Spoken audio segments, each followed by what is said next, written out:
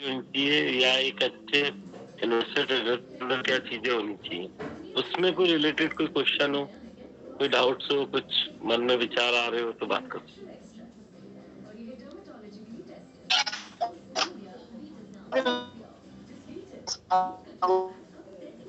तो फिर पूछना बोलिए ना जी। आईपीओ जो सब्सक्राइब होती है जनरली मल्टीपल टाइम सब्सक्राइब होती जी है। एक आपको करना होता है तो जनरली क्या सोचते हैं जी के लिए अप्लाई I'm करना sorry, होता है। एक लाख कम से कम मिल जाता है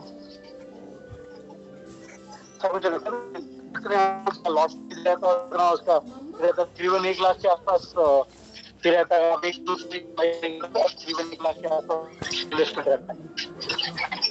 सर यूजुअली एवरेज प्राइसिंग जो होता है वो 14-15 हजार के आसपास का होता है एक लॉट का। अब वो डिपेंड करता है प्रीमियम के ऊपर, कितना प्रीमियम आ रहा है।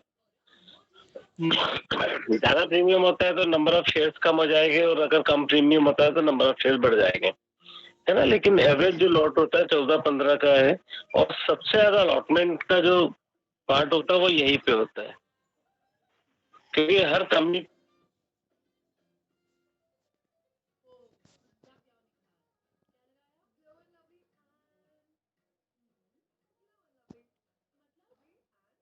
सवाल ये था, अगर आपको सपोज 50,000 से 1 लाख का इन्वेस्टमेंट करना है और आईपीओ में आपको तो पहले लगा देना है, वो पैसा लगा देना, और जब आईपीओ में भी 2-3 वीक के बाद जब होगा तो आपको पता चले आपको मिल रहा है नहीं मिल रहा है, तो गिवन दैट आपका अच्छा खासा अमाउंट तकरीबन 15 दिन से 1 महीने तक आपका फंस जाता है, तो आईपीओ लेना मतलब सर देखिए, कई आईपीओ ऐसे होते हैं जो खुलते हैं लिस्टिंग के दिन ही वो आपको 1.5 से 2 गुना तक पैसा कर देते हैं। मान लीजिए कोई अच्छा आईपीओ 100 रुपए पे आया तो वो ओपन ही 150 या 200 रुपए पे हुआ, तो आपका उसने पहले दिन ही पैसा डबल कर दिया। और ब्रदर जी जो आप बता रहे हो ना, पहले पहले ऐसा होता था कि टाइम होता है, और आजकल क्या होता है आईपीओ में जब आप बिडिंग करते हो तो आपको पैसा देना नहीं पड़ता, वो पर्टिकुलर पैसा आपके बैंक अकाउंट में ब्लॉक हो जाता है। जैसे मान लीजिए सपोज दैट कि आपने 50,000 आईपीओ 50,000 रुपए अमाउंट आईपीओ में इन्वेस्ट किया, तो आपने बिडिंग करी कि मेरे को 4 लॉट चाहिए। 4 लॉट का आपका जो पैसा था 50,000 वो आपके अकाउंट में ही है, लेकिन वो ब्लॉक कर देता है बैंक। रजिस्ट्रार उसको मैसेज भेज देता है बैंक को, तो वहां से वो ब्लॉक हो जाता है, और 7-7 डेज के अंदर अंदर वो अलॉट हो जाता है। यदि अलॉट हो जाता है तो वो पैसा रिलीज होके कंपनी को चला जाएगा। यदि अलॉट नहीं होता तो आपको ब्लॉक वहां पे खुल जाता है। तो आज के डेट में आईपीओ मतलब मैक्सिमम 7 डेज, और विद इन 10 डेज तो उसको लिस्टिंग कराना पड़ता है। अच्छा, तो ये जो पैसा ये ट्रेडिंग होता है या जो बैंक अकाउंट बैंक अच्छा, तो ट्रेडिंग जो भी बैंक अकाउंट आपका, जैसे आपने मान लीजिए भी जब आप अपना डीमेट ट्रेडिंग अकाउंट खोलते हो तो एक बैंक उससे अटैच करना पड़ता है, वो आप रजिस्टर्ड बैंक हो जाता है। आपका जो भी पैसा है, अगर आप कुछ ब्रोकर को कंपनी को या ब्रोकर को आप पैसा शिफ्ट करोगे तो उसी अकाउंट से होना चाहिए। मान लीजिए फॉर सपोज कि आपने आईसीआईसीआई का बैंक अकाउंट दिया, तो आपने जो रजिस्टर्ड अकाउंट किया है उसी से वो पैसा लेगा भी, और जब आप बेचोगे तो पैसा आएगा भी उसी में। अब चूंकि आप अपने डीमेट के थ्रू बिडिंग करते हो, तो जो वहां पर अकाउंट होगा उसी में वो बैंक अकाउंट में पैसा ब्लॉक हो जाएगा। अच्छा, तो आजकल इजी हो गया है आईपीओ में। सेकेंडरी अकाउंट मतलब सेकेंडरी ट्रेडिंग जब करते हैं सेकेंडरी मार्केट में, जी तो उस समय तो इसमें रहता है ना कि आप जैसे ट्रेडिंग अकाउंट में पैसा आपको डालना पड़ता है, और वो एवरी 3 मंथ्स को वापस जाता है बैंक अकाउंट में जो भी अनयूटिलाइज है। तो वैसे आईपीओ का नहीं होता है क्या?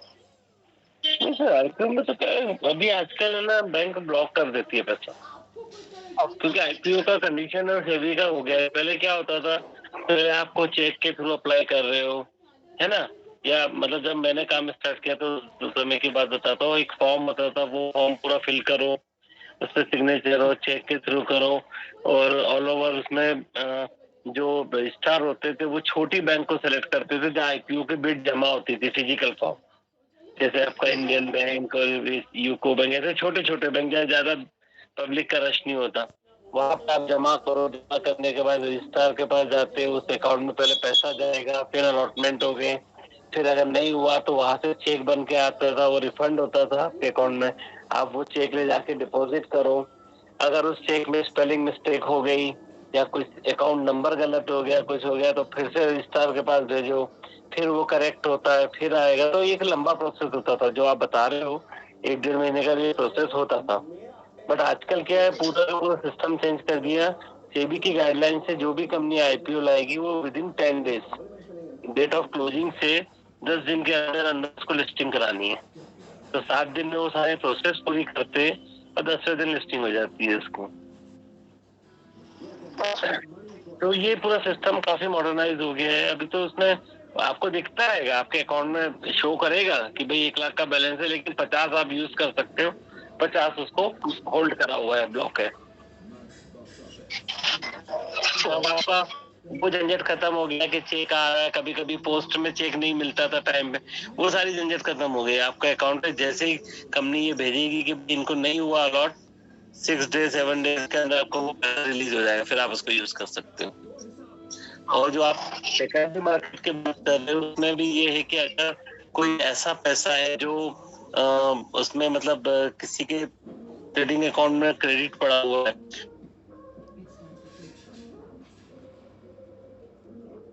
वो क्रेडिट आपके अकाउंट में पड़ा हुआ है। ये एग्जाम्पल लेते हैं अपन, मान लीजिए आपने कोई 50,000 का स्टॉक सोल्ड किया, अब वो आपने 10,000 का खरीदा, 40,000 रुपए क्रेडिट है, और 45 डेज तक कोई ट्रांजेक्शन नहीं हो, तो गाइडेंस ब्रोकर कोई भी किसी भी टाइम का 45 डेज से ज्यादा पैसा होल्ड नहीं कर सकता, उसको ऑटोमेटिकली बाय डिफॉल्ट वो रिलीज हो जाएगा, आपके खाते में आ जाएगा। अब आपको फिर से कुछ खरीदना है तो फिर से आप पार्क करो आपके ट्रेडिंग अकाउंट में वो पैसा, और फिर आप ले सकते हो।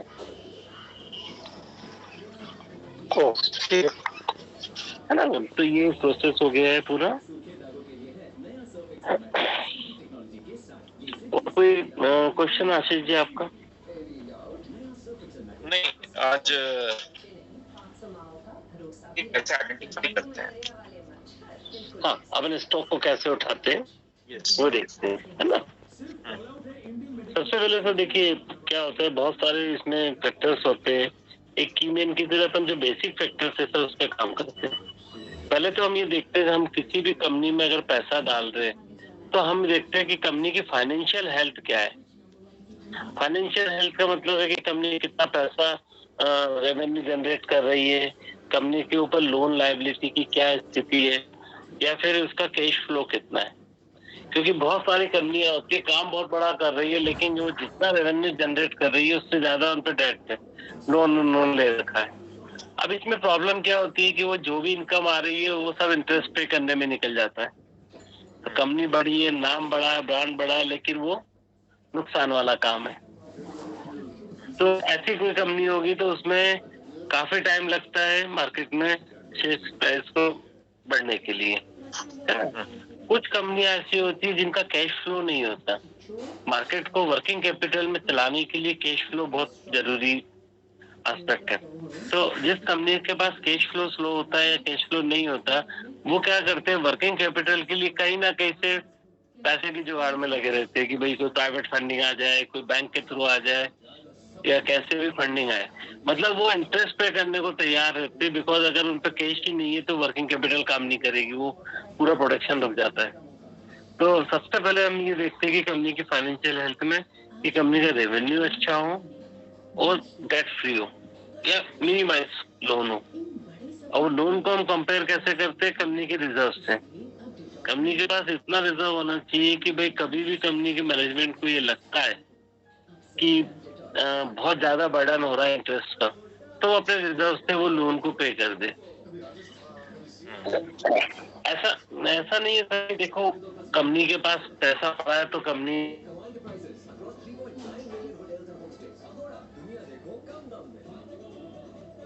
कि उनका प्रयास होता है कि हम फंडिंग कहीं ना कहीं से उठा ले, बैंक से लोन ले ले या कुछ कर ले।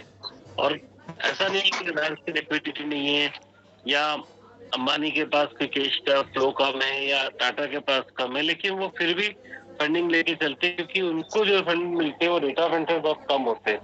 यूजुअली 10-11% का रेट ऑफ इंटरेस्ट का फंड्स मिल जाते हैं और जो उनके पास कैश पड़ा हुआ होता है उसको वो उनकी बैलेंस शीट में अदर इनकम हेड में वो पैसा वो मार्केट में इन्वेस्ट करते या वो फाइनेंसिंग करते और उससे वो 18% 20% अर्न कर लेते। तो ये बीच का जो डिफरेंस होता है ये कंपनी के अदर इनकम में शो करता है। मार्केट में जी हाँ सर, बिल्कुल करती है सर। हाँ, हर कंपनी ट्रेडिंग करती है सर। और ये बात ये होती है सर कि जो कंपनी होती है वो अपने कॉम्पिटिटर के शेयर लेके रखती है। अच्छा, ज्यादातर कंपनियों में होल्डिंग जो होती है उनके कॉम्पिटिटर की होती है कि भाई हम डायरेक्ट इनडायरेक्ट इसको रखें। देखिए कोई एक पब्लिक लिमिटेड कंपनी बनती है ना तो प्रमोटर पहला तो कोशिश ये होती है कि भाई जो हमारे पास जो होल्डिंग है वो एटलीस्ट इतनी हो कि कोई दूसरा टेक ओवर ना जाए, नहीं तो सारे कॉम्पिटिटर ग्रुप उसको टेक ओवर कर जाते हैं। उन्होंने धीरे धीरे अपनी होल्डिंग बढ़ाते हुए जहाँ एक अच्छा सा अमाउंट बनता है, अच्छी खासी पोजीशन बनती है तो या तो बोर्ड में आ जाते हैं या कंपनी को टेक ओवर की पोजीशन आ जाती है।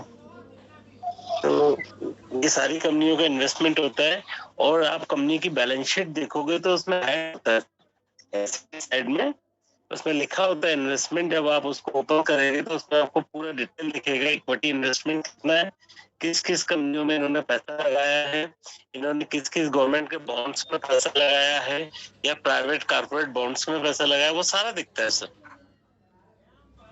और बहुत सारी कंपनी ऐसी होती है जिनके मूल काम से रेवेन्यू कम होता है और अगर इनकम या इन्वेस्टमेंट से ज्यादा पैसा होता है।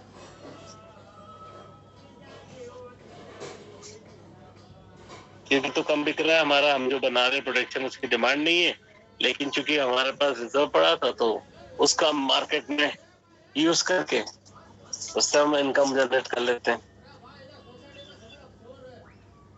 तो सर पहली चीज आपकी होती है कंपनी,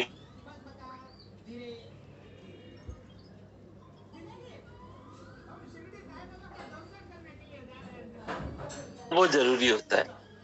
तो अगर हम बात करें कि अगर किसी कंपनी का मैनेजमेंट ऐसा है कि भाई वो जितना अपने में खुश है तो वो कंपनी कभी ग्रोथ नहीं कर सकती। अगर मैनेजमेंट को ये लगता है कि भाई हमारे पास रिजर्व पड़ा है, हमारे पास फंडिंग है, हमारे पास अपॉर्चुनिटी है, तो बिजनेस में एंट्री करें। क्योंकि कोई जरूरी नहीं है कि हम एक कंपनी जिस सेक्टर में काम कर रही है उसी सेक्टर में काम करें। आजकल तो सारे ग्रुप जो है वो बहुत हाईली डाइवर्सिफाइड हो गए। मतलब आज चाहे हम रिलायंस की बात करें, चाहे अदानी की बात करें, चाहे एल&टी की बात करें, चाहे टाटा की बात करें, हम ये नहीं कह सकते कि भाई ये पर्टिकुलर रिलायंस जो है वो पेट्रोलियम कंपनी है। पेट्रोलियम का तो उनका शेयरिंग बहुत कम हो गया। आज वो जो है वो रिटेल में हो गए, वो फाइनेंस में हो गए, वो टेलीकॉम में हो गए, वो मतलब मल्टी डाइवर्सिफिकेशन में चले गए। ऐसे ही टाटा था तो टाटा किसी जमाने में फेमस था टाटा स्टील और टाटा मोटर्स के लिए, बट आज जो है वो लीड कर रहा है टाटा फाइनेंस लीड कर रहा है, टाटा पावर लीड कर रहा है। तो ग्रुप जो है वो हमेशा अपॉर्चुनिटी देखता है, जहाँ मौका मिलता है, जहाँ उसको लगता है कि आने वाले टाइम में ये सेक्टर मूवमेंट अच्छा करेगा, वो उसमें एंट्री करता है। एल&टी जैसी इंफ्रास्ट्रक्चर कंपनी थी बेसिकली, आज वो एल&टी फाइनेंस में भी है, आज वो एल&टी डिफेंस में भी है। मतलब एल&टी आज रोड उसमें भी है, सीमेंट में भी है, तो कुल मिला के वो भी डाइवर्सिफाइड है। इसी जमाने में बिरला ग्रुप की जो पहचान होती थी वो ये होता था कि भाई इनका टेक्सटाइल्स का ब्रांड है और बिरला जो है वो इसी में काम करते हैं। बट आज बिरला जो है वो इंश्योरेंस में है, फाइनेंस में है, सीमेंट में है और मल्टी डाइवर्सिफिकेशन में। तो आज आप कोई भी ग्रुप को ऐसा आइडेंटिफाई नहीं कर सकते कि ये पर्टिकुलर एक कंपनी है। तो वो कब ऐसा हो सकता है सब, जब मैनेजमेंट की इच्छा हो कि मुझे और कमाना है, तो कंपनी का मैनेजमेंट जो है बहुत बहुत हाईली आपकी पिकिंग में एक रोल प्ले करता है। अच्छा मैनेजमेंट होगा वो कंपनी को कहीं भी पहुंचा देता है, और वैसे अगर खराब मैनेजमेंट हुआ तो कंपनी डूब जाती है। बहुत सारे ऐसे बड़े बड़े उदाहरण रहे सर, जो किसी जमाने में इंडिया के टॉप मोस्ट इंडस्ट्रियलिस्ट होते थे। जैसे मैं आपको एक एग्जांपल दूं, बॉम्बे डाइंग के वाडिया, है ना, जब नुस्ली वाडिया आए थे और रतन टाटा आए थे, ये लगभग लगभग एक ही दौर में दोनों आए थे। और वाडिया का उस जमाने में बहुत नाम चलता था, लेकिन उनकी जो नेक्स्ट जनरेशन आई उन्होंने बॉम्बे डाइंग को ही बैठा दिया एक तरह से। आज वो शेयर बहुत कम मूवमेंट में चलता है और नया कुछ भी नहीं कर पाए। ऐसे ही मफतलाल ग्रुप रहा, ऐसे ही रेमंड्स का सिंगानिया ग्रुप रहा, ऐसे बहुत सारे ग्रुप रहे जिनके मैनेजमेंट में आगे वो अपनी विरासत को भी नहीं बढ़ा पाए, नया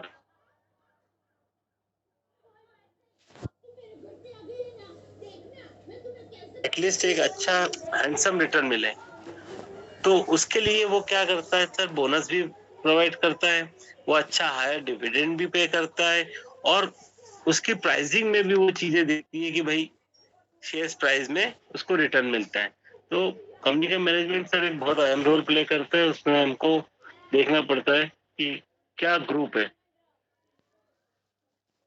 उसके बाद सर तीसरा हमारा जो पिकिंग पॉइंट होता है वो होता है कंपनी किस सेक्टर पे काम कर रही है। आने वाले टाइम में आपको उस सेक्टर्स में क्या चेंजेस हो सकते हैं, क्या उसमें गवर्नमेंट चेंजेस ला सकती है, इंटरनेशनल लेवल पे क्या चेंज आ सकता है, या उसकी डिमांड सप्लाई का क्या रेशियो हो सकता है, वो सारी डिपेंड करता है कंपनी के सेक्टर पे, किस सेक्टर में काम कर रही है। अगर आज मान लीजिए कोई कंपनी एक ट्रेडिशनल सेक्टर में काम कर रही है, तो धीरे धीरे वो सेक्टर खत्म हो जाएगा और कंपनी का मैनेजमेंट टाइमली नहीं देखा, जैसे अपन ने पिछली बार बात की थी कल के सेशन में लेमरेटा की, मैनेजमेंट नहीं संभाल पाया, जबकि लेमरेटा जो था वो लोहिया ग्रुप्स का था और अच्छा ग्रुप था वो भी किसी जमाने में, लेकिन नहीं चल पाया तो वो कंपनी बाहर हो गई।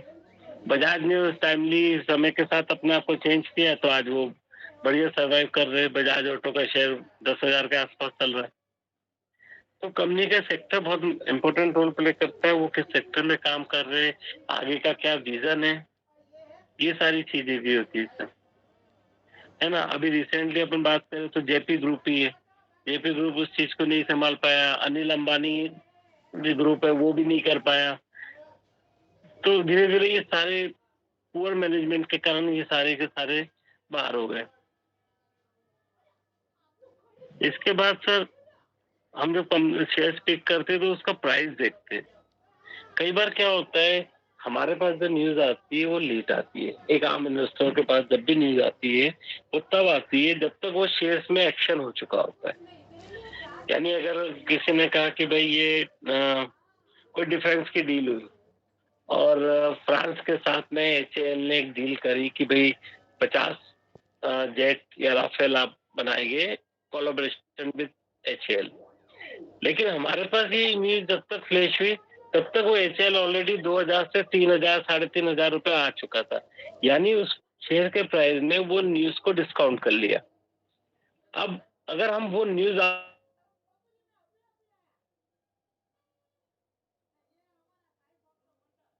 है ना, आपने देखा होगा जैसे अभी भी व्हाट्सएप पे कई ऐसे ग्रुप है जिसमें 2 बच्चे खोए थे, वो 20 साल पहले अभी भी आ रहा है कि ये बच्चे खो गए थे, कहीं मिले तो बताएं, है ना। जबकि अब वो खुद बड़े हो गए होंगे, उनके बच्चे बच्चे हो गए होंगे, तो वो कई बार ऐसी पुरानी न्यूज़ें फ्लैश होती रहती है। तो प्राइसिंग में अगर उस न्यूज को डिस्काउंट कर लिया शेयर ने तो फिर वेट करना चाहिए, फिर उसमें नहीं जाना चाहिए। इसके बाद हम किसी कंपनी को लेते तो ये देखना चाहिए कि कंपनी में जी कंडीशन है। तो जैसे आप अभी ये वाला पॉइंट आपने बताया कि हमें मतलब अगर न्यूज हम तक जब तक पहुंचती है तब तक पुरानी हो चुकी होती है और मार्केट को अकाउंट कर दिया होता है उसका जो प्राइस है। जी लेकिन जी कैसे पता, हमें तो जैसे आज पता चला, न्यूज में आज आया कि एचएल और रफाल की डील हुई है और इसकी रिसोर्ट की। नहीं जी हाँ सर, उसमें क्या होता है नहीं उसमें क्या होता है जैसे ऐसा नहीं है कि सर हर बार लेट होती है। कई बार आजकल तो जो ये अपना मीडिया है वो इतना फास्ट है कि आपको इमीडिएटली न्यूज मिल भी जाती है। जैसे उस दिन आशीष ने बताया अभी सेमीकंडक्टर के 2-3 प्लांट की बात हुई और वो एक प्लांट सीजी को मिला, एक को मिला, एक किसको मिला, एक टाटा को मिला। तो ये न्यूज तुरंत फ्लैश हुई, इफेक्ट ये हुआ कि शेयर बढ़े। तो ये कई बार आपको जो सोर्सेस है, एक्चुअली आपको सोर्सेस देखना होता है। जैसे अगर हम बात करें तो प्रिंट मीडिया, इलेक्ट्रिक मीडिया में जो अगर न्यूज हम बात करते हैं तो जो सोर्सेस है उससे मालूम होता है। चेक करोगे तो उसमें आपको मिल जाता है कि भाई आज ये डील पे साइन हुए। अब आज ये डील पे साइन हुए मतलब वो आपकी लेटेस्ट न्यूज है। लेकिन अगर आप व्हाट्सएप पे, फेसबुक पे आप चलते हो तो उसके सोर्सेस पुराने हो सकते हैं। मैंने मान लीजिए 2 साल पहले कुछ बोला था कि भाई आप रिलायंस को खरीद ला और वो आज पे हो गया, तो आदमी तो ये सोचेगा कि रिलायंस अभी अच्छा है, खरीदना चाहिए तो वो खरीदेगा, जबकि वो जो रिकमेंडेशन थी वो 1.5 साल पुरानी थी। तो आप ये देखिए कि न्यूज का सोर्स क्या है और सोर्स कैसे मिलता है। आजकल तो आपके पास फेसबुक के सारे समय जैसे कुछ भी डील या कोई भी फैक्ट होता है वो मालूम पड़ जाता है। तो रिलायबल होने की तो देख लीजिए। अब हमारा एक्चुअली देखिए जो रिसर्च टीम होता है उनका काम ही यही होता है, जो भी रिसर्च होते हैं। एक चीज आप भी मानेंगे इस चीज को,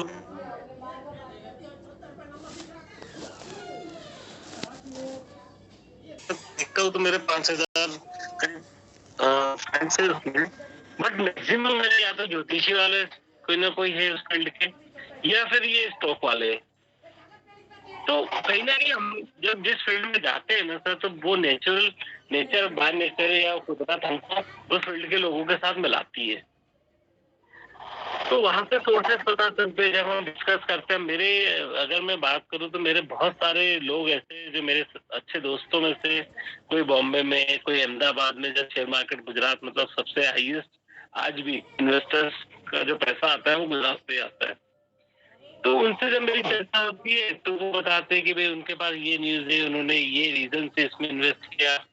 और वो जितने भी लोग हैं सब वो बड़े प्लेयर्स है, वो 1-2 लाख शेयर से नीचे लेते नहीं है। जैसे मैं आपको बता रही हूँ, फोन आया था, मेरे एक मित्र है वहाँ पे, उनसे मेरी बात हुई तो बस वो ये पूछते हैं कि भाई आप कहाँ इन्वेस्ट कर रहे हो, आप क्या सजेस्ट कर रहे हो। फिर वो भी बताते हैं कि भाई हम इसमें कर रहे हैं। तो रिसेंटली मेरी उनसे बात हुई तो उनके पास रिसोर्स था, तो उन्होंने मुझे यही बोला, पैसा चली पावर सेक्टर से चालू हुआ, टाटा वाटा सबकी बात हुई, तो उनका ये मानना था कि भाई जो कहीं से डाटा भी आया है कि इंडिया में पावर के अगले 3 साल बहुत डिमांड है। तो उनका एक, मैंने कहा कि भाई देखो मेरा जो फोकस है वो टाटा पावर है, क्योंकि टाटा पावर में पहले से बहुत कम रेट लेता आ रहा हूँ। जब ये 100-110 चल रहा था तब से मैं इसको मतलब इकट्ठा करता जा रहा हूँ धीरे धीरे। तो ये टाटा पावर, उन्होंने मुझे ये बोला, बोले आप टाटा पावर तो, लेकिन जेपी पावर और रिलायंस की भी टर्न अराउंड स्टोरी आ गई है। जेपी पावर को कोई ग्रुप टेक ओवर कर रहा है, मे बी एलएनटी या कुछ तो चल रहा है। और रिलायंस में भी अनिल अंबानी की जो अपना होल्डिंग है वो 7%, 8% बची। बाकी अनिल अंबानी का कोई डायरेक्शन उसमें नहीं है, कोई डायरेक्टर पोस्ट नहीं है, सब खत्म है। वो बैंकों ने और गवर्नमेंट ने उसको टेक ओवर कर लिया, वो भी टर्न अराउंड स्टोरी में जा रहा है, यानी कि कोई ना कोई रूट उसको भी टेक ओवर करेगा। तो बोले अभी जो मिल रहा है ये बहुत सस्ते रेट पे मिल रहा है।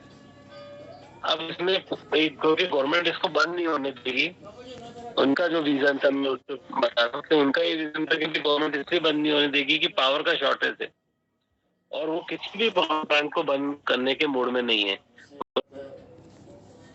तो कल से रेवेन्यू मिलना चालू हो जाएगा। तो चलती है और उसी के आसपास उसी कॉस्टिंग में उसको फॉलो पे मिल जाए चालू वेंचर, तो उसको प्रेफर करती है कि भाई हमको मिलना चालू हो जाए ताकि कल से हमारा इसमें इमीडिएटली रेवेन्यू जनरेशन शुरू हो जाए। तो इस कारण ये दोनों की बात इन्होंने मुझे वही बोला, बोले यार आप इसको थोड़ा सा देखना चालू करो, है ना। और अगर इसकी बात करें तो 2 गुना 3 गुना होना बहुत जल्दी पॉसिबल है। 17-18 रुपए की चीजें कब 50 हो जाएगा पता भी नहीं चलता। और डाटा पावर 1000 का 3000 होने में शायद टाइम लगे। तो जब चर्चा होती है तो क्या होता है, कई ऐसे व्यूज होते हैं, कई ऐसी चीजें होती है, हालांकि इस पे थोड़ा सा वर्क करना पड़ता है। लेकिन क्योंकि ये टर्न स्टोरी है तो मुझे उसकी बात में लॉजिक लगा कि भाई ये बात सही है कि तो बिल्कुल एग्रेसिव तरीके से कोई भी पावर सेक्टर को बंद नहीं करने देगी। तो इस टाइप का होता है। बाकी कंपनी की रिसर्च पे हम बात कर रहे थे कि कंपनी की जो वही कंपनी आज के डेट में सर्वाइव करती है जो नए प्रोडक्शन में नए सेक्टर में रिसर्च के माध्यम से जाती है। जो कंपनी ये सोचती है कि हम ट्रेडिशनली जो बना रहे जो कर रहे काम वो चलता रहेगा तो मुश्किल है। और खासकर अगर हम बात करते हैं तो फार्मा सेक्टर है, हमारा मैन्युफैक्चरिंग सेक्टर है, इसमें तो जितनी रिसर्च होती है उतना कंपनी को बेनिफिट मिलता है, क्योंकि वो रिसर्च करते कुछ अच्छा बनता है, कुछ अच्छी चीज बनाते उसको पेटेंट करा लेते। अगर कोई प्रोडक्ट कोई चीज उन्होंने पेटेंट करा ली तो उसके बाद तो पूरा फिर मोनोपोली उस पर काम करते हैं, खासकर फार्मा पे। तो रिसर्च ओरिएंटेड होनी चाहिए जो भी ग्रुप पे हम काम करते हैं। इसके बाद हम देखते हैं कि कंपनी का व्यू क्या है। बहुत सारी कंपनी सोचती है कि भाई 1 सीजन काम करा 2 सीजन काम करा ठीक है, लेकिन अगर कंपनी का लॉन्ग टर्म व्यू है, लॉन्ग टर्म विजन है, जो आज 2024 में बैठ के 2000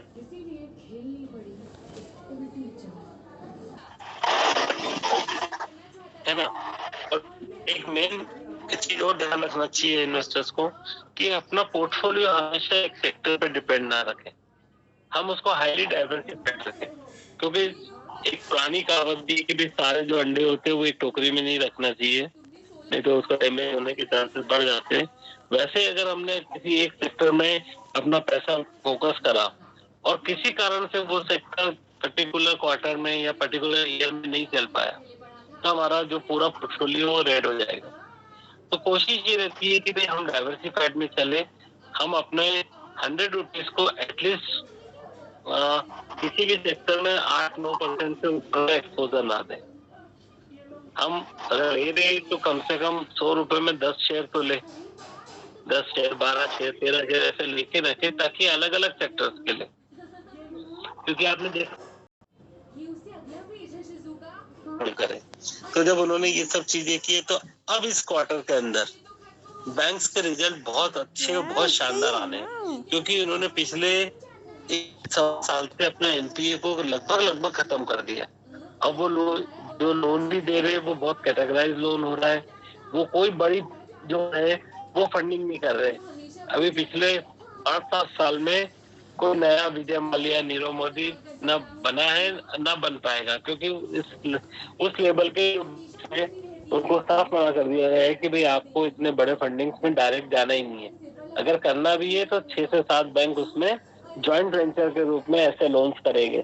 अब वो भले टाटा को देना हो, चाहे मोदी को देना हो, चाहे रिलायंस को देना हो, आज एक सिंगल बैंक किसी भी बड़े कंपनी को इतना बड़ा लोन एक साथ नहीं देगा। उसमें 6 से 7 बैंकों का एक ग्रुप ज्वाइंट वेंचर में आएगा ताकि किसी एक बैंक को लॉस नहीं हो। अदरवाइज मालूम पड़ा कि बैंक की कैपिटल ही 10,000 करोड़ की है, 6,000 करोड़ किसी को लोन दे दिया, वापिस नहीं आ रहा, बैंक ही बैठ गया। यही सेम कंडीशन एनबीएफसी के साथ आ रही है कि भाई आप कुछ भी लोन कर रहे हो तो बड़ा लोन इंडिविजुअल बेस पे नहीं करना है। तो सर ये कि जनरल पिकिंग वाली अपन ने बात की थी, बाकी इसमें कोई क्वेश्चंस हो तो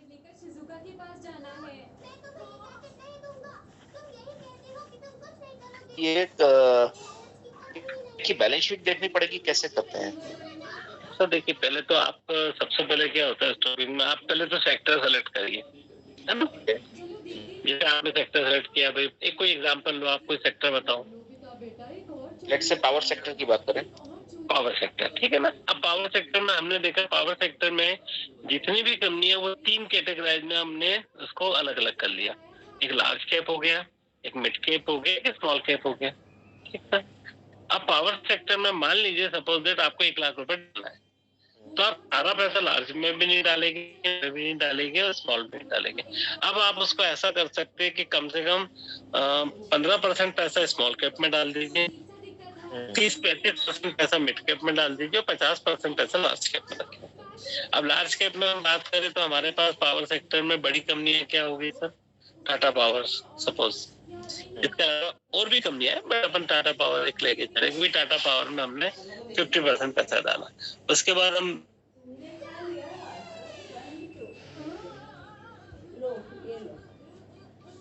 5% का अपना एक्सपोजर डाला, और फिर छोटे 15% में हमने डाला, जैसे जेपी पावर हो गया, रिलायंस पावर हो गया, जीवी के पावर हो गया, ऐसे बहुत छोटी छोटी कंपनियां हैं एन नंबर से, वो भी। तो ये सेक्टर में कंपनी डाले। अब हमने देखना है कि भाई हमने लार्ज कैप में देखा टाटा पावर, टाटा पावर का हमने एक बार देख लिया। टाटा ग्रुप है, मैनेजमेंट में उसको फुल मार्क्स। कंपनी की हेल्थ, डेट फ्री, डेट बहुत कम है उसका, कैश बहुत अच्छा है, रेवेन्यू साल दर साल बढ़ रहा। दूसरा कंप्लीट हो गया। कंपनी वर्किंग कर रही है किस सेक्टर में? पावर में। पावर हमने सेलेक्ट कर। प्राइस ऑफ शेयर्स कम है। कम इसलिए है कि जिस हिसाब से डिमांड है पावर की, वो में बढ़नी है, कोई उसको कंप्लीटली कम नहीं कर पा रहा। और सबसे बड़ी बात, पावर की प्राइसिंग कभी कम नहीं होनी। गवर्नमेंट ये नहीं बोलेगी कि भाई आज आप 10 रुपए यूनिट ले रहे हो तो कल आप 5 ले लो। वो 10 का 11 और 11 का 12 ही होना है, बढ़ना ही है। तो रिसर्च में ये होता है कि कंपनी आजकल टेक्नोलॉजी पे काम कर रही है। पहले के जमाने में आपने देखा होगा, एक वो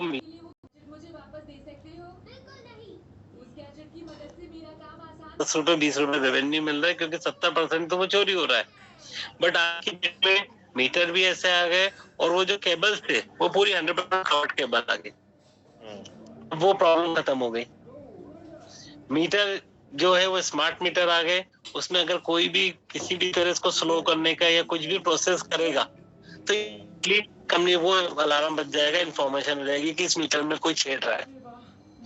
तो जो रिसर्च कर रहे हैं वो अपने लॉस को ऐसे बियर कर रहे हैं, इससे कम कर रहे हैं, मिनिमाइज कर रहे हैं। तो आपका पावर सेक्टर में भी यही है कि भाई जो कंपनी आपने सेलेक्ट की है वो उसको रिसर्च पे पैसा कितना खर्च कर रही है, ध्यान देती है नहीं देती है ना।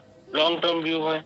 टाटा ग्रुप जैसा है कि आज इसका 2 प्लांट काम कर रहे, तो भविष्य में 2 के 4 करेगा वो, है ना। डिमांड सप्लाई अपन ने बात करी, तो अगर हम कोई भी सेक्टर्स पे करते हैं, अब हमको देखना क्या होता है कि उस पावर सेक्टर के 100 कंपनियों में हमको नहीं देखना, हमने जो सेलेक्ट की है उसमें से 10 कंपनी या 5 कंपनी, हमको केवल वही देखना है। जैसे अभी आपने जैसे लार्ज कैप में आपने टाटा को दिया, मिड कैप में एनटीपीसी और पावर ग्रिड को लिया, तो देखें तो टर्नओवर वाइज और मतलब अपने एरिया में तो एटलीस्ट इनकी मोनोपोली है। एनटीपीसी जनरेशन में आ गया, पावर ग्रिड आपका ट्रांसमिशन में है जी। इनफैक्ट टाटा पावर जो है वो इनके ही प्रोजेक्ट्स उठाते हैं जी। तो उस केस में आपने लास्ट में टाटा कैसे रखा और ये मिड कैप में कैसे रखे ये वाले? तो देखिए दोनों, उसमें एक बड़ा मेजर ये है कि टाटा जो है वो प्राइवेट सेक्टर पे काम कर रहा है विदाउट एनी इंटरफेयर। ठीक है। तो उसके चांसेस बढ़ते हैं सर। उसमें दोनों का जो डिफरेंस है वो आप शेयर प्राइस में भी देख सकते हो। दोनों का जो डिफरेंस है वो उनकी वर्किंग में भी देख सकते हो सर, अच्छा। है ना। एनटीपीसी में चलिए आज मोदी गवर्नमेंट है, ये भी सपोर्टेड है, लेकिन एनटीपीसी आज की कंपनी थोड़ी है। आज से मतलब 2014 के पहले हम बात करें तो एनटीपीसी का ये हाल था कि शायद वो बंदी हो जाती, है ना, क्योंकि भाई गवर्नमेंट का इंटरेस्ट नहीं था वहां पे। ऐसे मतलब आप देखोगे पीएसयू सेक्टर में सारी जो भी कंपनी थी, चाहे इधर वो एमटीएनएल हो, बीएसएनएल हो, कोल इंडिया हो, आपका एनटीपीसी हो, ये सारे के सारी कंपनियां लॉस मेकिंग थी, क्योंकि उसके पीछे रीजन था कि भाई गवर्नमेंट का सपोर्ट नहीं था। यहाँ पे इतनी हाई सैलरी होती थी, काम होते ही नहीं थे, प्रोजेक्ट मिलते थे वो उसका काम ही नहीं करते थे ये लोग। ये प्राइवेट प्लेयर्स को अफोर्ड करते थे, लेकिन आज वो खुद काम कर रहे हैं। तो जैसे जैसे भी भाई देखिए, इसमें कहीं ना कहीं तो गवर्नमेंट का इंटरफेरेंस होता है। प्राइवेट सेक्टर के साथ वो इशू नहीं होता, उनका जो डिसीजन है वो फटाफट होता है और उसी के अकॉर्डिंग उसके शेयर प्राइस में उसकी वैल्यू दिखती है। अच्छा, इस मीन्स कि अगर मैं एनटीपीसी पावर की, उनका जो शेयर का मूवमेंट है वो स्टीडी है, स्लो है जी है ना। और अगर टाटा पावर की बात करें तो उसमें काफी वेरिएशन आता है। हाँ, आप इसको 2 साल पहले के प्राइसिंग देखोगे ना, तो एनटीपीसी ने जहाँ मतलब मान लीजिए 20 से 25% की ग्रोथ दी है, टाटा पावर ने जो 200% की ग्रोथ दे दी। तो ये फर्क पड़ता है क्योंकि यहाँ पे सर देखो, काम से लेके डिसीजन तक सब फास्ट होता है।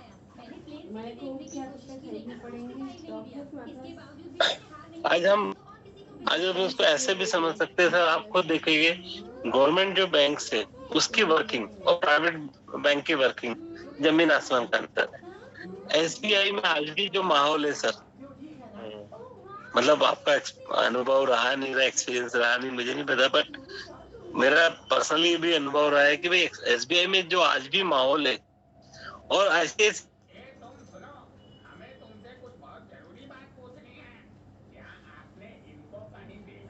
तो भाई मैं आज आईसीआईसी और एचडीएफसी की बात करें, आज आईसीआईसी में आप 6 बजे भी बोलोगे मुझे 5 लाख की एफडी करनी है, आपके घर बंदा आ जाएगा लेके। और एसबीआई में आप 3:30 बजे काउंटर बंद होता है, 3:28 पे भी चले गए तो वो कह रहे मैडम कि भैया काउंटर बंद हो गया, सर्वर डाउन है, ये इश्यू है, वो इश्यू है। मतलब वहाँ की मेंटेलिटी सेट है। यही सेम कंडीशन है गवर्नमेंट स्कूल और प्राइवेट स्कूलों में। गवर्नमेंट स्कूल के जो टीचर्स हैं उनको 40 से 50 हजार रुपए सैलरी मिलती है, प्राइवेट वालों को 15,000 रुपए मिलती है। बट गवर्नमेंट स्कूल के टीचर आराम से गर्मी में पंखा चला के कुर्सी पे नींद कर रहे, और प्राइवेट वाला सुबह 6 बजे से मतलब 7 बजे स्कूल की टाइमिंग से वो उसको बैठने तक की फुर्सत नहीं मिलती। तो वर्किंग में अंतर आता है सर, क्योंकि माइंड सेट होता है, क्योंकि मैनेजमेंट होता है सर। तो अपन ने एक पॉइंट देखा ना सर कि मैनेजमेंट कैसा है, तो मैनेजमेंट का बहुत रोल प्ले करता है। लेकिन पीएसयूज के लास्ट 1 साल में तो जैसे पहले पीएसयूज के बोलते थे कि शेयर ज्यादा बढ़ती जी भाई, लेकिन कुछ महीनों में एचएएल ऑलमोस्ट 50% हो गई, मतलब 6 महीने में 2000 से ऑलमोस्ट हो गई है। तकरीबन 1000 के कोचिंग ये शिपयार्ड चला गया जी।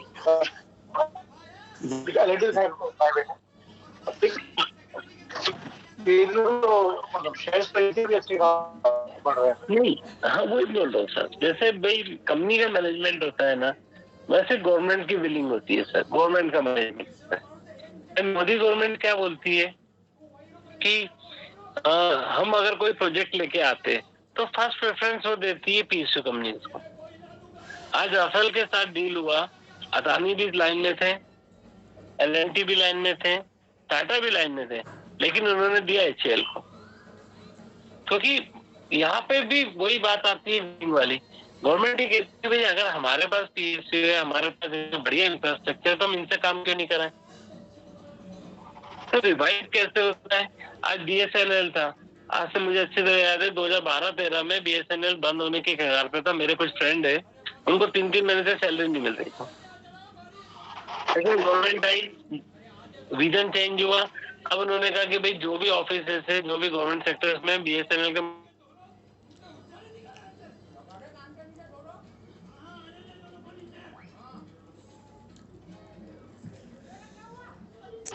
आरोप जरूर लगते हैं कि अदानी अंबानी को फायदा पहुंचाते हैं, लेकिन हकीकत में वो सारे गवर्नमेंट के लिए ही काम कर रहे हैं। आज आने वाले टाइम में एनटीपीसी मतलब मेरी हॉट पिक में है sir.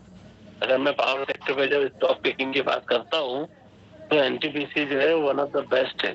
Power grid sir India का एकमात्र ऐसा है जो पूरा ट्रांसमिशन करता है।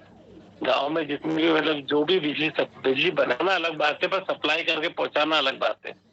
तो पावर ग्रिड का मोनोपोली बिजनेस है, जो ट्रांसमिशन इंफ्रास्ट्रक्चर खड़ा करके बिजली उस पे से भेज दे।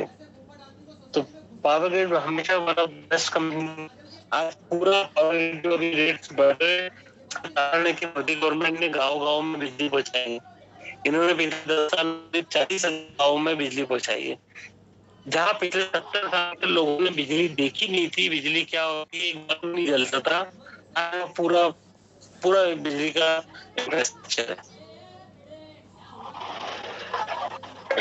तो ये पीएसयू तभी चलेगी जब गवर्नमेंट में इंटरेस्ट होगा नहीं तो चलाना है।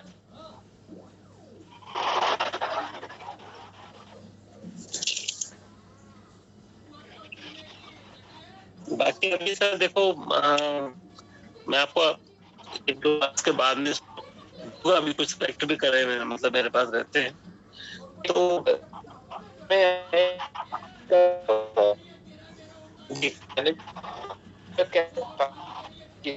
अगर किसी भी कंपनी के स्टॉक अगर में लेना है, शेयर लेने हैं, तो उसका मैनेजमेंट विजन क्या है, वो भी मैनेजमेंट है, वो आगे फ्यूचर को डाइवर्सिफाई करेगा वो कैसे पता लगेगा? इतनी कंपनीज है, कैसे हम लोग सिलेक्ट करें? सर देखिए क्या होता है, मैनेजमेंट में दो चीजें होती है। पहली बात तो अगर मैनेजमेंट में कोई एलिगेशन नहीं लग रहे, मतलब हम ये मान के चलते हैं कि भाई उनका अगर कैरेक्टर वाइज या वो फाइनेंशियली उनके ऊपर कोई आरोप प्रत्यारोप नहीं है, यानी वो नीट एंड क्लीन है, बंदे का कैरेक्टर अच्छा होगा तो उसका विजन अच्छा होगा, विजन अच्छा होगा तो वो ग्रोथ करेगा। तो वो एक बहुत बड़ा पॉजिटिव पॉइंट होता है। दूसरा इसके अलावा सर मैनेजमेंट जो है वो उसकी वर्किंग में दिखता है सर। आप पिछले 5 साल का डाटा उठा के देखो,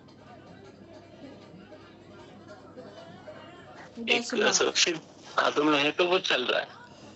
दूसरा एक और तरीका होता है सर, मैनेजमेंट अपने प्रोडक्ट पे हमेशा भरोसा करता है।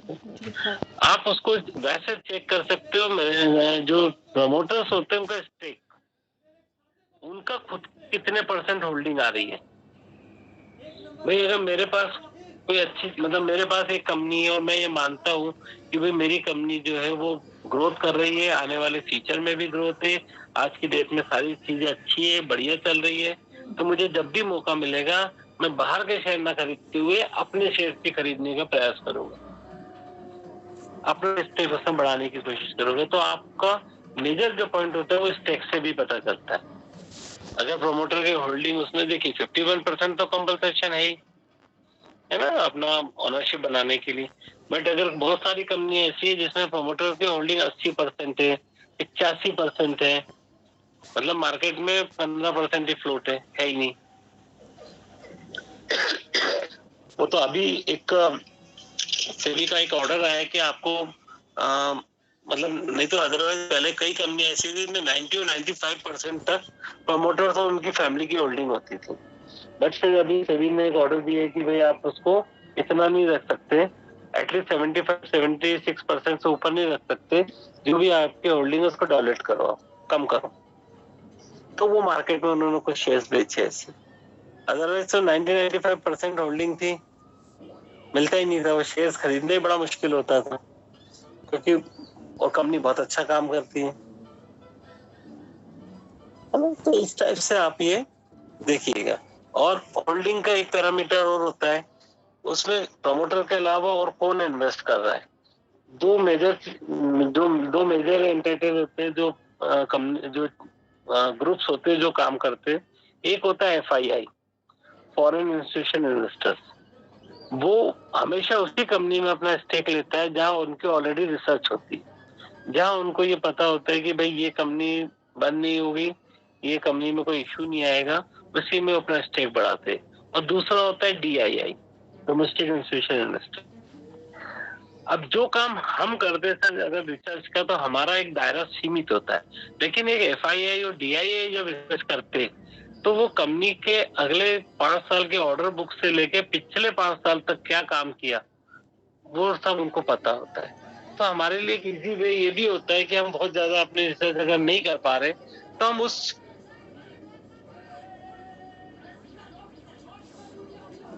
FII DII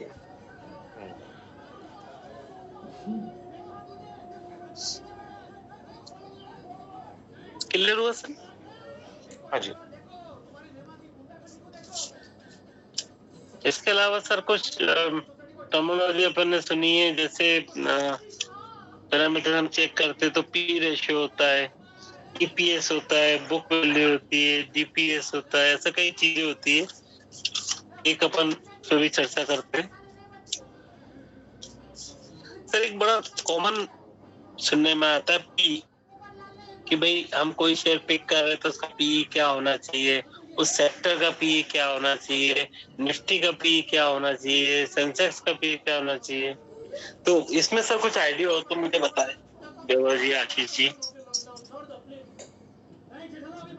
क्योंकि सुना तो होगा ही। बिल्कुल भाई, आप लोग काम करते हो तो।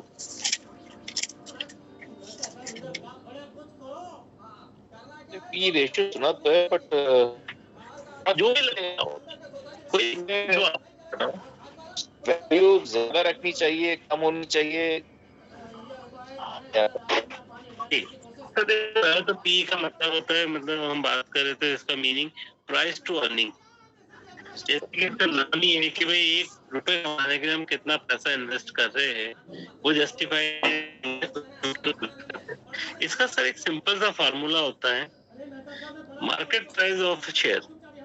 यानी आज की डेट में किसी शेयर का कोई भी मार्केट प्राइस अपन ले लें और उसको हम डिवाइड करते हैं अर्निंग पर शेयर या ईपीएस से, तो वो जो आता है अमाउंट वो हमारा पी होता है sir. Market price of share divided by earning per share या ईपीएस। अब इसमें से मार्केट प्राइस 100 रुपए है जी, ठीक है, ₹100 और ईपीएस है ₹10, है ना। एग्जाम्पल तो आपका पी रेशियो हो गया 10 हो गया। मार्केट प्राइस अगर ₹100 और ईपीएस है 5, तो आपका पी हो गया 20। ठीक है। आपका जो पी रेशियो होता है ये actually sector to sector change हो जाता है। किसी सेक्टर के लिए पी रेशियो हो सकता है, तो जब भी हम पी रेशियो देखेंगे हम उसके सेक्टर का पी रेशियो देखते हैं पहले। और अगर हम निफ्टी सेंसेक्स की बात करते हैं या एक ओवरव्यू में बात करते हैं, तो एवरेज जो अच्छा पी कहलाता है वो 20 से 25 के बीच का होता है। किसी भी कंपनी का 20 से 25 का पी है तो वो अच्छा है, तो अच्छा होता है, क्योंकि सेक्टर का पी एवरेज तक चलता है।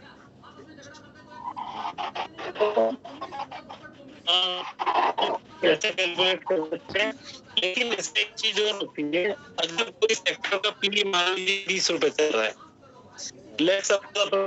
पावर सेक्टर में पावर सेक्टर इसमें का टोटल नंबर ऑफ शेयर्स और टोटल इसका ईपीएस से डिवाइड करते हैं, जैसे कंपनी भी करते हैं वैसे सेक्टर के लिए भी करते हैं। तो उसमें सेक्टर में अगर हमने देखा कि भाई सेक्टर का पी तो चल रहा है ₹20, है ना, और बाकी जो बड़े कंपनी आज के वो किसी का 20 चल रहा है, किसी का 22 है, किसी का 18 है, मतलब उसके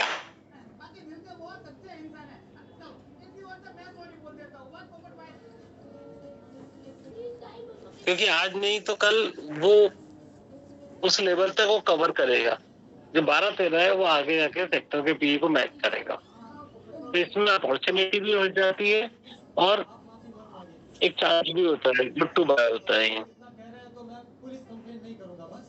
लेकिन स्मॉल कैप पे ये फॉर्मूला हम लागू नहीं करते, क्योंकि स्मॉल कैप में क्या होता है, पी जो रहता है वो कई बार लॉस के कारण रहता है, कम होता है, वहाँ हम पिक नहीं कर सकते हैं। वहाँ फिर हमको उसका फाइनेंशियल हेल्थ देखना पड़ता है कि भाई ये कंपनी डेट तो नहीं है बहुत ज्यादा, अगर इस पे लोन तो नहीं है, इस पे कैश इनफ्लो स्थिति ठीक है, वर्किंग कैपिटल है कि नहीं इसके पास। तो ये पी अगर कैलकुलेट करते भी है तो हमारा प्रायोरिटी होती है लार्ज और मिड कैप पे। क्लियर हुआ सर? ठीक है ना। अभी हमारे पास एक टर्म्स आया था अर्निंग पर शेयर ईपीएस। अभी आपको पी कैलकुलेट करना है तो ईपीएस चाहिए, विदाउट ईपीएस के तो आप डिवाइड ही नहीं कर सकते ना। तो ईपीएस का फार्मूला क्या होता है sir, net income minus preferred dividend. जो भी पीएनएल अकाउंट में नेट पार्ट होता है, नेट प्रॉफिट होता है या जो नेट इनकम होती है, उसमें कंपनी ने अगर कोई डिविडेंड देना है तो वो माइनस करके उसको डिवाइड करते टोटल नंबर ऑफ शेयर्स जितने भी जी इनकम माइनस प्रेफर्ड डिविडेंड, अगर कोई डिविडेंड देना है, क्योंकि देखिए कंपनी ने अपने एक फाइनेंशियल ऑडिटेड रिपोर्ट निकाली, उसके बाद एजीएम होती है, एजीएम में डिसाइड होता है कि भाई कंपनी इस बार कितना डिविडेंड देगी। तो अगर हम ईपीएस कैलकुलेट करते हैं, मान लीजिए किसी कंपनी ने लेट सपोर्ट से कि 1000 करोड़ रुपए नेट इनकम करी और उसमें से 100 करोड़ का उनका डिविडेंड प्रपोज्ड है जो आने वाले 1 महीने बाद देंगे या एक पर्टिकुलर रिकॉर्ड डेट पे देंगे।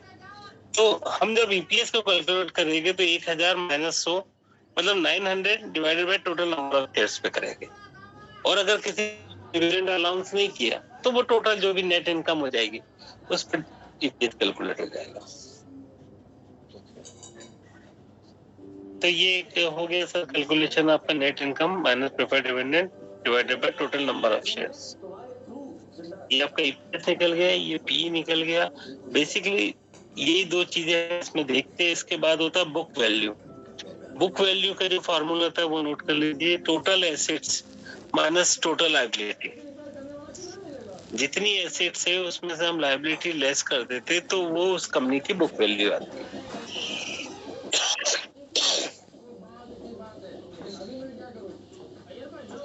और एक और पैरामीटर हम देखते हैं डीपीएस, डिविडेंड पर शेयर। ये जो एसेट्स की बात करते हैं तो मैं सूर्य कुमार यादव बोल रहा हूँ। आज मेरे पहले कोच अशोक असोलकर सर आपके साथ यात्रा कर रहे हैं। Thank you sir for everything. कम है, लॉस में है, लेकिन उस शेयर का प्राइस बढ़ा हुआ है। कारण क्या है सर? जो पुराने कंपनीज है उनके पास एसेट्स बहुत ज्यादा है। जैसे एक एग्जांपल देता हूँ सर, बॉम्बे डाइंग पे आज बॉम्बे में हम बात करें तो लगभग 5000 करोड़ प्लस के उनके पास एसेट्स है। मिल्क उनकी जो प्रोडक्शन है वो बहुत कम है, लेकिन जो पुराने उन्होंने मिल्क ले रखी थी वो एकड़ों के हिसाब से, मतलब उतना बड़ा एरिया है कि आज अगर वो कंस्ट्रक्शन में जाते या बिल्डर्स को बेच देते वो जगह, तो उस साल की बैलेंस शीट में उनके पास कम से कम तो भी 4 से 5,000 करोड़ रुपए का नेट आ जाएगा। तो इस कारण से वो बीच बीच में ऐसी न्यूज आती है कि बॉम्बे बैंक में ये डील हो रही है, इसकी ये प्रॉपर्टी पे डील हो रही है, तो वो अचानक से शेयर 15, 20, 25, 30% वो मूव कर जाता है। कई बार होती है, बिक भी जाता है, मतलब तो शेयर अच्छा रिटर्न दे जाता है। अदरवाइज वो साल में एक आध बार ऐसा होता है कि भाई चूंकि अब उनपे भी प्रॉपर्टी वो भी चाहते हैं, और कुछ ग्रुप ऐसे थे जो ऑलरेडी उनपे प्रॉपर्टी थी और वो बिल्डरशिप में आ गए। उन्होंने कहा भाई प्रोडक्शन चल रहा है, वो तो अपनी जगह चल ही रहा है, हमारे पास इतनी लैंड है कि इसका डेवलप कर दे लैंड को। तो ये पुराने जितने भी ग्रुप्स है सर, ये इनके पास ये एसेट्स बहुत है।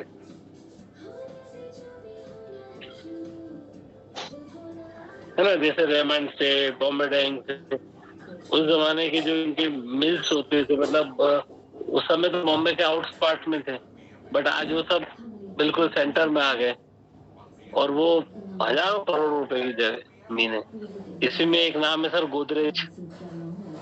गोदरेज का भी यही था सर। गोदरेज जो बाद में गोदरेज प्रॉपर्टीज में भी आ गए, उनके प्रोजेक्ट बॉम्बे में ही है, उन्हीं के ज्यादातर लैंड पे, जो आदि गोदरेज ग्रुप है।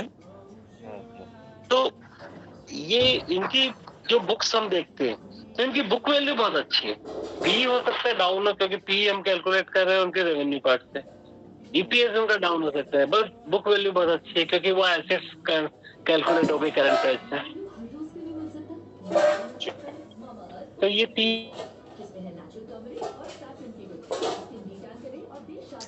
उसको देने में कोई दिक्कत नहीं आनी चाहिए।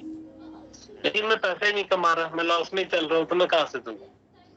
तो अगर कोई कंपनी का ट्रैक रिकॉर्ड जो रेगुलर डिविडेंड देती है, और इंडिया में कई ऐसी कंपनियां हैं जो साल में 3 बार 4 बार तक भी डिविडेंड देती है, यानी वो अपने फंड को लेकर लिमिटेड उसमें रखना चाहती है, बहुत ज्यादा कैश रिजर्व को बढ़ाना नहीं चाहती, तो जो प्रॉफिट पार्ट आता है वो कैश या रिजर्व में ना डालते हुए वो इन्वेस्टर्स को डिविडेंड के रूप में डिस्ट्रीब्यूट कर देती है।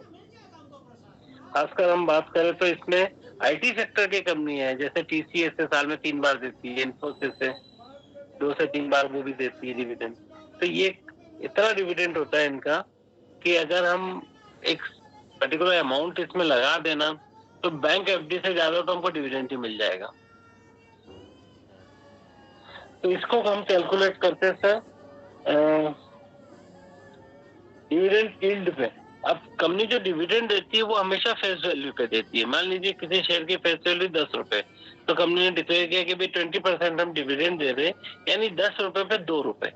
मार्केट प्राइस उसका 500 रुपए हो सकता है। तो उसका यील्ड कैसे कैलकुलेट होगा? Dividend per share divided by current share price. Dividend per share मान लीजिए किसी ने 1 रुपए दिया और करंट शेयर प्राइस 10 रुपए है, तो उसका जो यील्ड आएगा वो 10% आ गया। अब कई कई कंपनियां होती है जो अपने फेस वैल्यू से कई गुना ज्यादा देती है। जैसे 10 रुपए फेस वैल्यू है, उन्होंने डिक्लेयर किया भाई 700% डिविडेंड, मतलब एक शेयर पे वो 70 रुपए डिविडेंड दे रही है। मार्केट का उसका प्राइस चल रहा है 600 रुपए 700 रुपए, लेकिन यील्ड आ गई उसकी 70% की। तो इस टाइप से यील्ड ये भी देखा जाता है ना। क्योंकि अगर हमको रेगुलर हम इन्वेस्टमेंट देखते हैं या रेगुलर हम पिकिंग करते हैं स्टॉक को, तो डिविडेंड एक रोल प्ले करता है। बोनस उतना इफेक्टिव नहीं होता, क्योंकि बोनस कई बार बोनस देने के बाद कई बार शेयर्स के प्राइस बहुत डाउन भी होते हैं, और कई बार क्या होता है कंपनी उतना रेवेन्यू नहीं जनरेट करती लेकिन बोनस डिक्लेयर कर देती है। कई ऐसे स्टॉक भी देखे जिनकी प्राइस 1 रुपए 2 रुपए चल रही है, लेकिन वो 1:1 पे बोनस दे रहे हैं। भाई फेस वैल्यू 10 रुपए थी, आप 10 रुपए तक तो ला ही नहीं पा रहे, लेकिन आप फिर भी 1:1 पे बोनस दे रहे हैं। यानी आज हमने इस साल कमाया, हमने बांट दिया, अगले साल का हमको पता नहीं है कि प्रॉफिट आएगा लॉस आएगा क्या है। लेकिन डिविडेंड कंपनी वही दे सकती है जिस पे रिजर्व हो, जिस पे कैश हो, जो वाकई रेवेन्यू जनरेट कर रही है। तो बोनस से ज्यादा डिविडेंड पे फोकस करते हैं सर। अगर डिविडेंड रेगुलर आ रहा है, अच्छा आ रहा है, तो स्टॉक कैश में आता है या फिर बोनस तो शेयर स्प्लिट? क्या सर, एक रिपीट करिए सब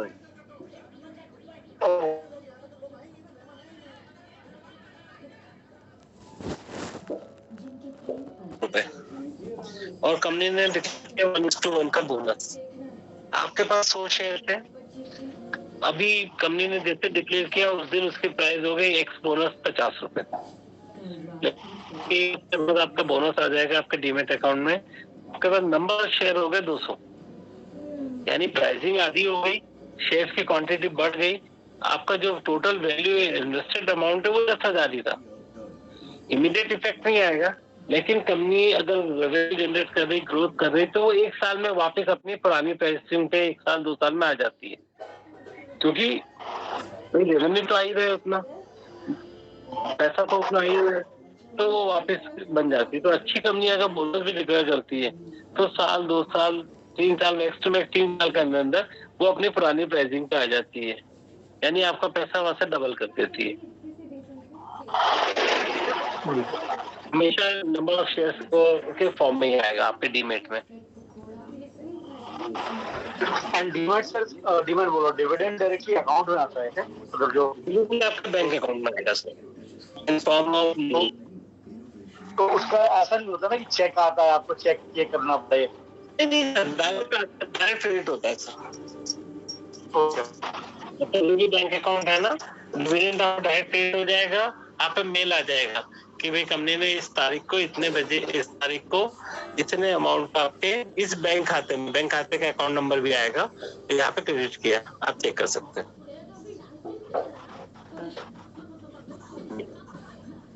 तो बहुत सारे सर ऐसे स्टॉक है जो इतना अच्छा डिविडेंड देते हैं, और बहुत सारे बड़े जो इन्वेस्टर्स है केवल डिविडेंड इनकम पे ही अपना पूरा खर्चा चलाते हैं। और मतलब आप ये मान के चलो कि डिविडेंड अगर आप कोई भी शेयर परचेस करते हो तो डिविडेंड इनकम इतनी होती है जो आपके बैंक एफडी का रिटर्न आपको वहां से देती है, और वैल्यू एप्रिसिएशन आपका बोनस हो गया।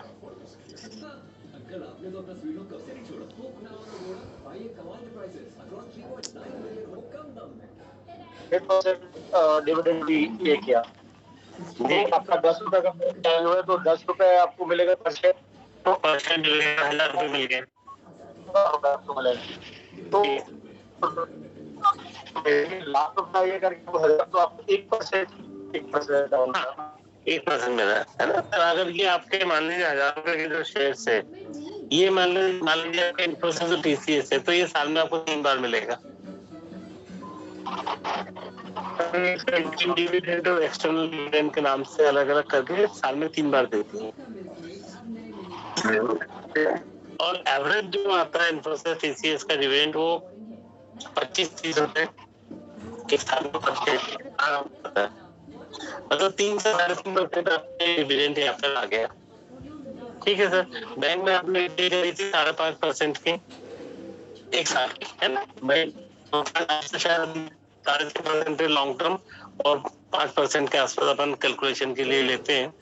अगर आपने 1 लाख एफडी करी हो और 1 साल के लिए की तो 5% आपको वहां से मिला, वो 10% आपका टैक्सेबल होगा जो टीडीएस बैंक काट के देगा, यानी आपके इनलैंड आया वो 4.5%। 4.5% में जब आप आईटीआई फाइल करोगे तो उस पर भी वो टैक्स,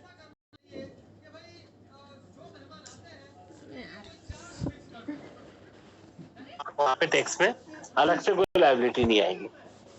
तो अपन आता है। और बहुत सारी कंपनियां सर जिसका 1000 रुपए प्राइस चल रहा है वो 100% नहीं, वो 200, 300, 400% तक भी डिविडेंड डिक्लेयर कर देती है। तो इसमें जैसे अभी 3-4 साल पहले गवर्नमेंट सेक्टर के जो बैंक्स हैं, अब मुझे याद है उस समय मैंने डिविडेंड बेस पे उठाए थे 3-4। एक तो यूको बैंक उठाया था, उसका उस समय मार्केट प्राइस चल रहा था 27-28 रुपए, और कंपनी ने डिक्लेयर किया था 2 रुपीज पर शेयर डिविडेंड। तो यील्ड के हिसाब से बात करें तो 8% करीब हो रहा था। तो डिविडेंड की डेट आई डिक्लेयर, मतलब उसकी रिकॉर्ड डेट आई, उसके 15-20 दिन पहले हमने उठाया, डिविडेंड का बेनिफिट लिया और उसके बाद उसको सोल्ड आउट कर दिया। 8% के हिसाब से वो पैसा बन गया। तो कई बार ऐसा भी होता है कि आपको प्राइसिंग जो है वो डिविडेंड की वो 5%, 10%, 12% ऐसा भी बैठता है। और गवर्नमेंट बीच में ये बहुत हैवी डिविडेंड देते हैं, ऐसी बहुत हैवी डिविडेंड देता है, क्योंकि उसके पीछे का जो रीजन होता है कि गवर्नमेंट को जो फंडिंग आती है वो इनके डिविडेंड से आती है। अभी आपने इसे पढ़ा होगा पेपर में कि 1200 कुछ करोड़ का एलआईसी ने चेक दिया निर्मला सीतारमण जी को इस साल, मतलब लास्ट ईयर के डिविडेंड का। नहीं, 12,000 करोड़, सॉरी 1200 नहीं, 12,000 करोड़ का उनको चेक दिया। तो गवर्नमेंट अपना जो एक्सपेंड कर रही है, जो खर्चे कर रही है, वो कहाँ से करेगी? वो कंपनियों में डिविडेंड, क्योंकि इसमें स्टेक 80% इंडियन गवर्नमेंट का है। ऐसे चीजें सब में है, चाहे वो बैंक्स हो, चाहे आपका एनटीपीसी पावर ग्रिड हो, सब में 70-80% का गवर्नमेंट का स्टेक है। और कभी बड़ी फंडिंग करनी होती है, बड़ा पैसा चाहिए होता है, तो गवर्नमेंट उसमें अपनी 4%, 5% जो है उसमें ओनरशिप है या उसकी होल्डिंग है, उसको रिलीज कर देती है, बेच देती है। तो इकट्ठा 20-25-50 करोड़ रुपए मार्केट से आ जाता है। 90% है, उन्होंने कहा यार इसको 5% डायलूट कर दो, 85% स्टेक रहेगा, लेकिन वो 5% इतना हेवी अमाउंट होता है कि गवर्नमेंट होता है उसको रिकवर कर देता है। तो ये जो ये डाइवर्स करती है ये अपने शेयर मतलब अपने जो स्टेक है, तो नई कंपनी तो सरकार बना रही है, जो पहले की बनी हुई है उसमें जो स्टेक है, तो गवर्नमेंट के पास वो सोर्सेज ऑफ इनकम कम होते जाएंगे। नहीं सर, वो गवर्नमेंट स्पेंड भी देखिए बहुत कम करती है। दूसरा क्या होता है, बहुत सारी उसमें गवर्नमेंट अपना स्टेप बढ़ा भी सकती है, ऐसा नहीं है कि हमेशा कम करे। बट चूंकि अभी तो पिछले जब से मतलब मोदी गवर्नमेंट है, ये 10 साल से बहुत ज्यादा पैसा लग रहा है ड्यू टू वैक्सीनेशन, ये जो अनाज बांट रहे, ये कर रहे, वो कर रहे, तो इसलिए अभी नया तो उन्होंने कोई इन्वेस्टमेंट किया ही नहीं है। बट गवर्नमेंट के पास देखिए रिसोर्सेज बहुत होते हैं,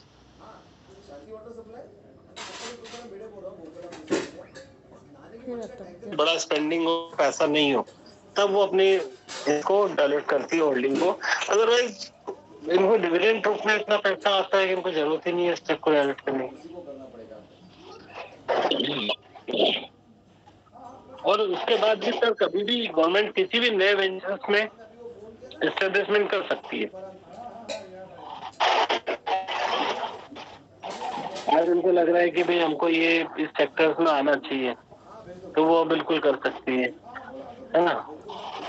और अभी तो मतलब गवर्नमेंट के पास तो बहुत सारे ऐसे अनऑर्गेनाइज्ड सेक्टर्स भी है जो मार्केट में इनको होल्डिंग ही नहीं है। जैसे रेलवे कंपनीज के नंबर अलग अलग है, बट रेलवे का डायरेक्ट कोई शेयर नहीं है मार्केट में, लेकिन 100% जो उसके ओनरशिप है वो गवर्नमेंट के पास है।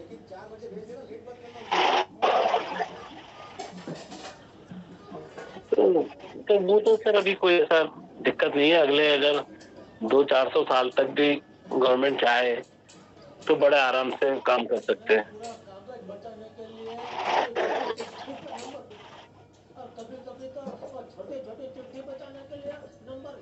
जी राज क्लियर हुआ सर, कुछ डाउट नहीं था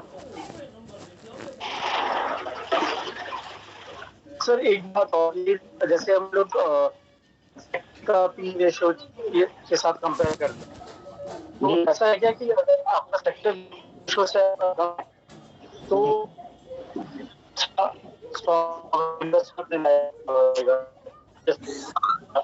मेरे साथ होगा, मतलब कोई गाइडलाइन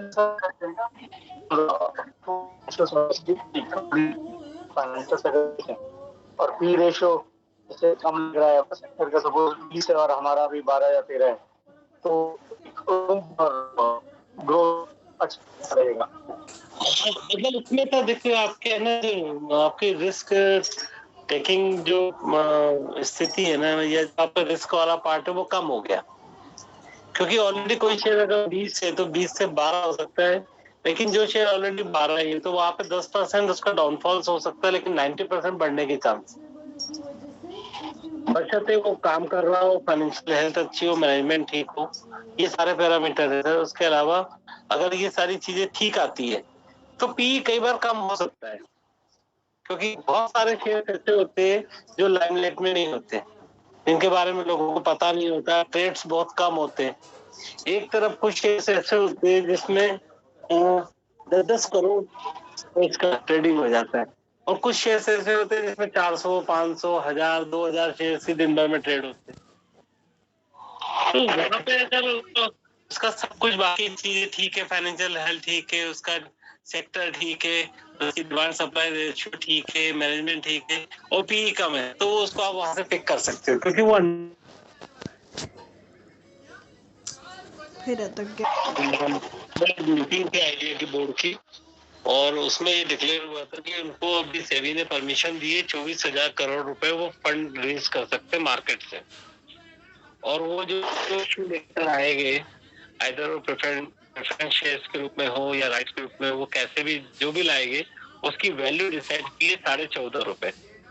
आज आइडिया की जो करेंट मार्केट वैल्यू वो 13 रुपए 30 पैसे 40 पैसे के आसपास है, यानी यहाँ से आपको नहीं दिख ही रहा है कि अगर वो कंपनी इशू ही करेगी 14.5 में, तो उसको मार्केट वैल्यू 14.5 के आसपास या उससे प्लस ही रखनी पड़ेगी, तभी वो इशू करेगी। भरेगा ही नहीं, खुलेगा नहीं, क्योंकि मार्केट से लोग 13 रुपए 30 पैसे में ले लेंगे।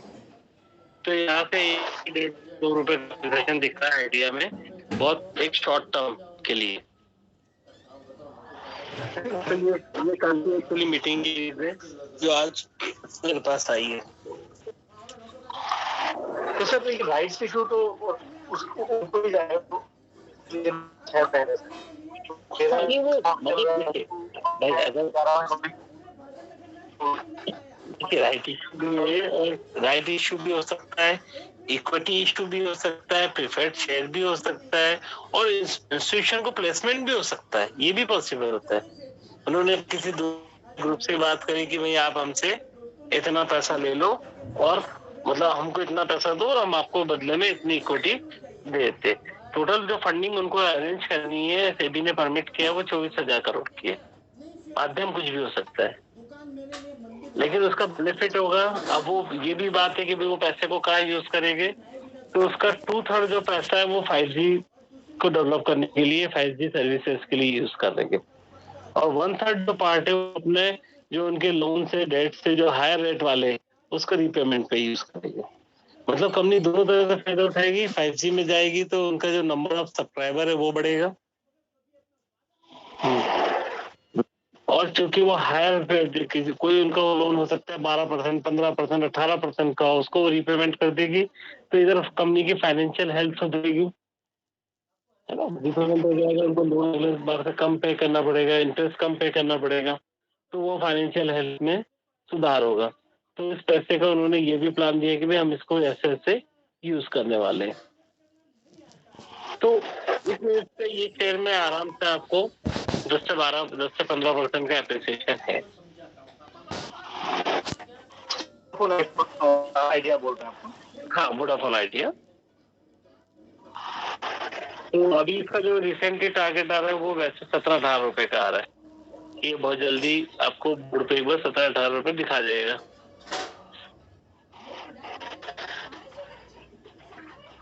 तो ये क्या होता है, ये आज की न्यूज है। लोग इसको कब देखना चालू करेंगे जब ये ऑलरेडी 15-16-17 रुपए पे आ जाएगा, तब उनको लगे चल रहा है स्टॉक में, तब आएंगे। लेकिन अपने को ये जो आज मिली तो इसको अपन आज कल ही इसको डिस्काउंट कर सकते हो और इसका रिफ्लेक्शन आपको शायद कल भी दिख जाए।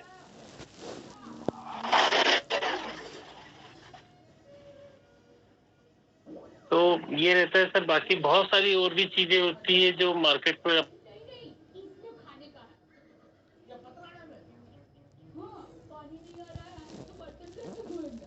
तो खुद मेरे को बोलो अच्छा लगता है। मार्केट को डिस्काउंट करती है, मार्केट में इफेक्ट डालती है कि भाई मार्केट में प्राइसिंग क्या जाएगी या निफ्टी का मूवमेंट क्या होगा। वो समय गुस्से में रहती है और वो गुस्सा करता है, अरे अरे अरे नहीं बोलते, उसको नहीं बोलते, उसको नहीं बोलते।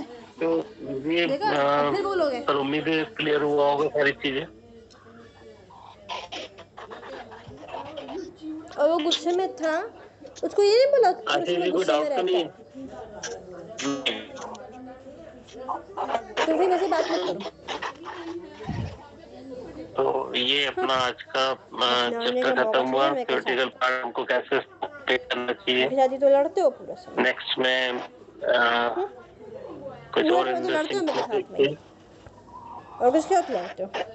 और कोशिश करेंगे आखिरी के 2 से 3 क्लास हम लाइव डेमो में रहे। मतलब मार्केट को सॉफ्टवेयर को यूज करने से लेके मार्केट में कैसे पिक किया जाता है, क्योंकि कुछ चीजें ऐसी होती है। अगले हफ्ते हम जो चर्चा करेंगे वो करेंगे इसका फंडामेंटल पार्ट, टेक्निकल पार्ट और इसका वॉल्यूम पार्ट। ये 3-4 जो पैरामीटर होते हैं, आजकल आपने देखा होगा एक टेक्निकल पार्ट पर बहुत काम चल रहा है। अलग अलग सॉफ्टवेयर आ गए, वो कैंडल चार्ट बन रहा है, बार बन रहा है, कब लेना चाहिए, कब देना चाहिए, उसकी नंबर ऑफ डेफिनेशंस हैं। तो कौन सा पैटर्न बेस्ट होता है, क्या होता है, ये अपन नेक्स्ट वीक में इस पे चर्चा करेंगे। कोई डाउट हो, कोई क्वेश्चन हो तो आप बिल्कुल ग्रुप में शेयर कर सकते हैं, पर्सनली आप बात कर सकते हैं।